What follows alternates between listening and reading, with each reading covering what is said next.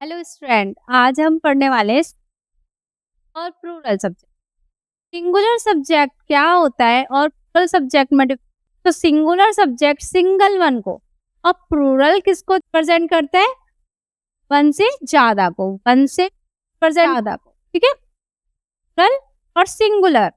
ठीक है, आज हम यही सीखेंगे, तो ध्यान से देखेंगे, जरा बहुत ज्यादा ध्यान से देख प्लूरल सीखने के। ठीक है, प्लूरल प्रेजेंट प्रेजेंट सब्जेक्ट में सबसे पहले प्रेजेंट सिंगुलर सब्जेक्ट। ठीक है, क्या हम सीखेंगे? Singular subject.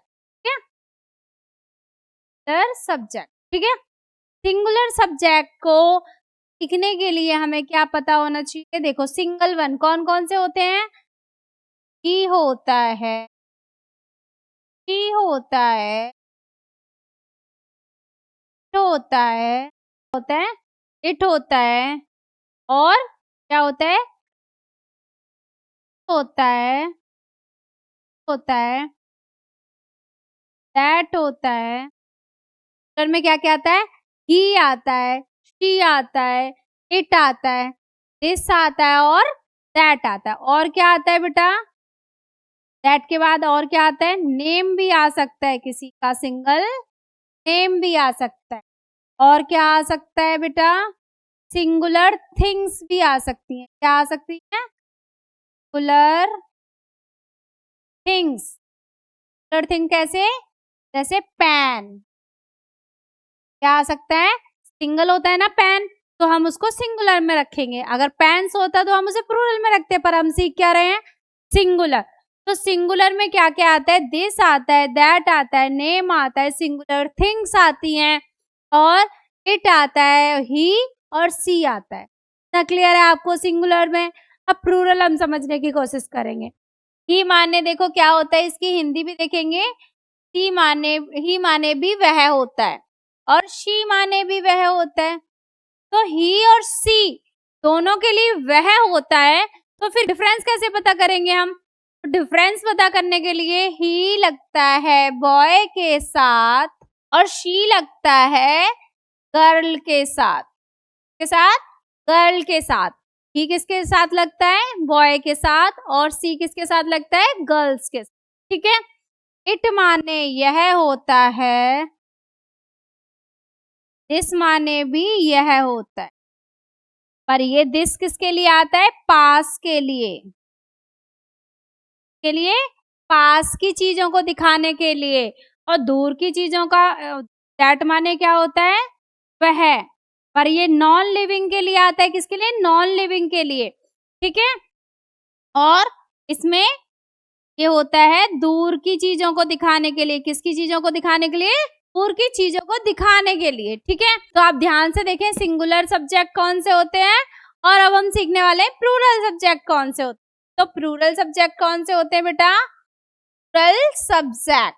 प्लूरल सब्जेक्ट में किसी एक की बात तो नहीं होगी, एक से ज्यादा की होगी। ठीक है, तो उसमें कौन कौन सी चीजें आती है देखेंगे हम ध्यान से। सबसे पहले यू आता है भाई। क्या आता है? यू।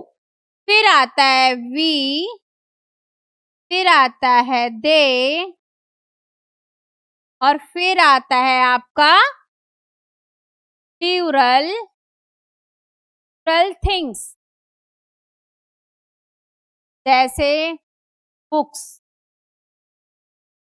क्या आता है? बुक्स। ठीक है, यू हो गया, वी हो गया, दे हो गया, और प्लूरल थिंग्स हो गई। प्लूरल जितनी भी चीजें होंगी वो आपको प्लूरल थिंग्स में रखनी है। ठीक है, और क्या होता है बेटा? देखो, दीज होता है, और क्या होता है? दोज भी प्लूरल के लिए लगाते हैं। किसके लिए? प्लूरल के लिए। ठीक है, दोज, दोज भी प्लूरल के लिए साथ है। अब इसकी हिंदी देख लेते हैं। यू माने क्या क्या होता है? देखो, यू माने होता है तुम या आप। ठीक है, या फिर आप फ्रेंड सर्कल में तुम के लिए तुम ना बोल के तू भी बोलते हो, है ना? कैसे बोलते हैं? तू पागल है ना? हम अपने फ्रेंड से क्या बोलते हैं? तू पागल है ना? तो वो तू भी हमारा यू को ही सिखाता है। यू में इंग्लिश में हम उसको यू ही बोलते हैं। तो आप लोग कभी भी ऐसे किसी से बोलोगे तो यू ही बोलना है। इंग्लिश में क्या बोलना है? यू ही बोला जाता है। ये तीनों का प्रोनाउंसिएशन यू ही होता है, तुम का, आपका और तू का। ठीक है, तो ये तू के लिए भी आता है। ठीक है, वी माने क्या होता है? हम होता है। वी माने क्या होता है? हम होता है। हम यानी कि ग्रुप में।